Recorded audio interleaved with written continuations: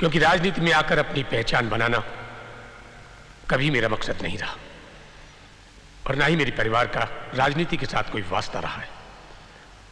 आज जहां मुझे इस बात की खुशी है कि एक मुख्यमंत्री की हैसियत से मैं अपने प्रदेश की सेवा कर सकूंगा, वहीं मुझे इस बात का डर भी रहता है कि पता नहीं मैं आपकी आशाओं को पूरा कर भी पाऊंगा या नहीं।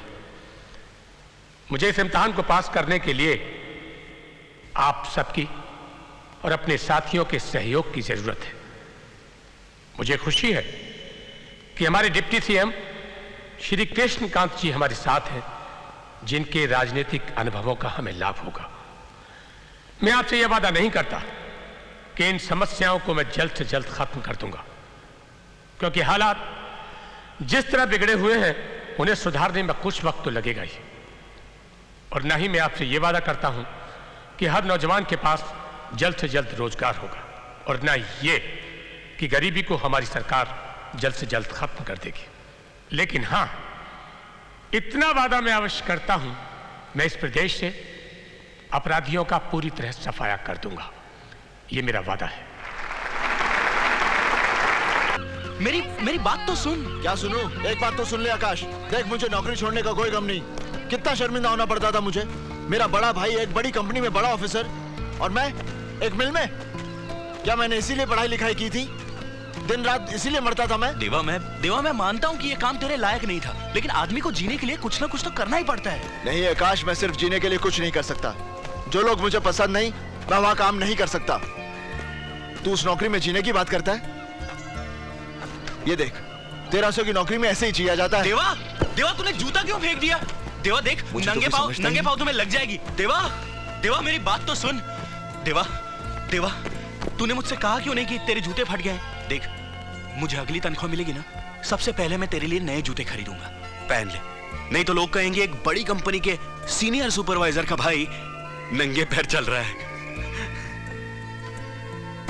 छोड़ दी तो इसने ये नौकरी भी छोड़ दी। मेरी समझ में नहीं आता ये चाहता क्या है। अब छोड़िए ना। आखिर क्या परेशानी थी तुम्हें वहां? वो काम ठीक नहीं लग रहा था मुझे, मेरा मन नहीं लगता था। सुना, इन्हें काम वो चाहिए जिसमें इनका मन लगे।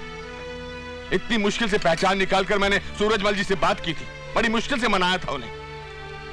और आजकल ऐसी नौकरियों के लिए भी हजारों लोग लाइन में खड़े होते हैं और ये कहते हैं कि इनका मन नहीं लगता। मुझसे नहीं होगी इस तरह की नौकरी। क्या इसी नौकरी के लिए मैंने जी तोड़ मेहनत करके पढ़ाई की थी? क्या फायदा इन डिग्रियों का?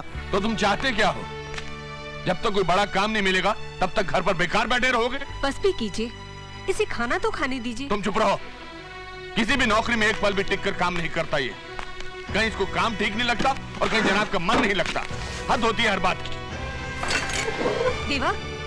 देवा देखा, इसकी अकड़ देखी। इसका मतलब ये है कि जो करना चाहे इसे करने दो, बस कोई टोकने वाला नहीं होना चाहिए।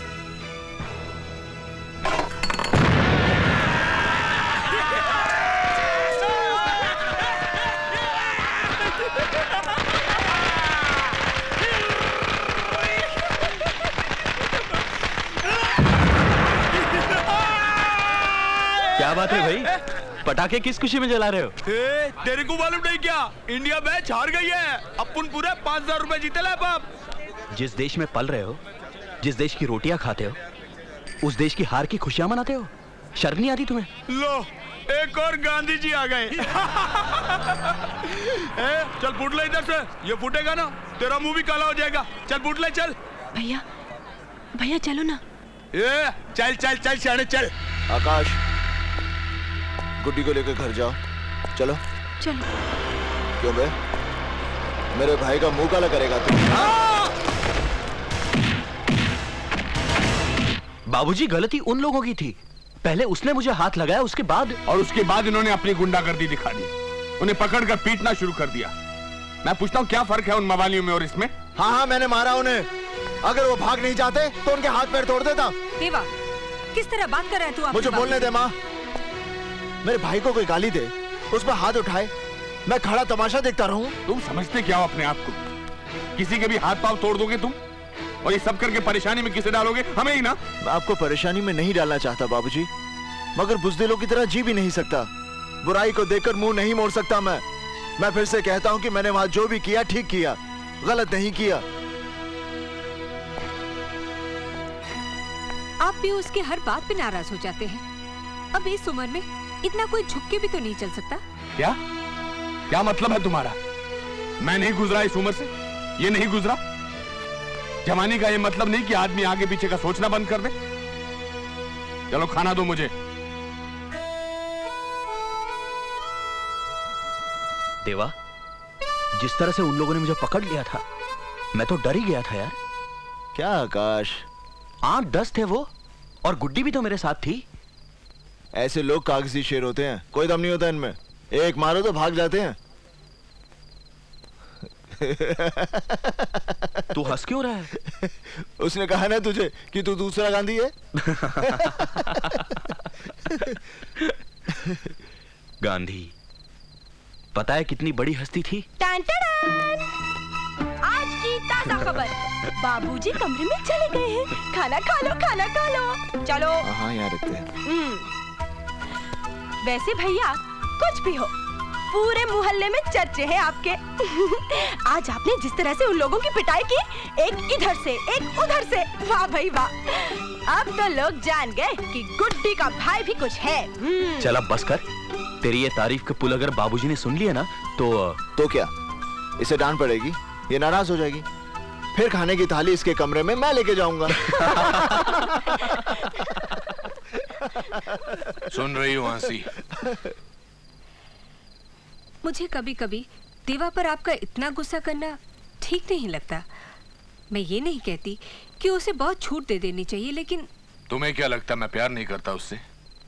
तुम्हारी बेटी जो चोरी चोरी खाना खिलाती है ना उसे, वो थाली मैं ही लगाता हूँ। क्या?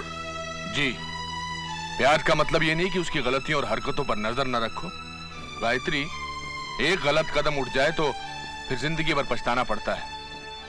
वैसे भी मुझे उसके गुस्सैल स्वभाव से डर लगता है।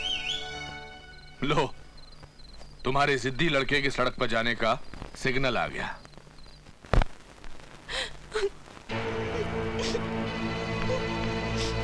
इसे क्या हुआ? गुड्डी, गुड्डी, अरे तू रो क्यों रही है? हाँ? ओ, सिर्फ रोएगी या कुछ बताएगी भी? माँ, आज उस विलास ने फिर से मुझे। विलास ने फिर से क्या? भैया, आज उसने फिर मेरा रास्ता रोका। मैंने जब उसे मना किया तो उसने मेरा हाथ पकड़ लिया। देवा, पागल होगी क्या? उसके सामने बोलने की क्या जरूरत थी? पता नहीं अब वो क्या कर बैठेगा। लेकिन माँ, मैं भी क्या करती? तू चल मेरे साथ। देवा, देवा रुक, रुक बेटा, रुक।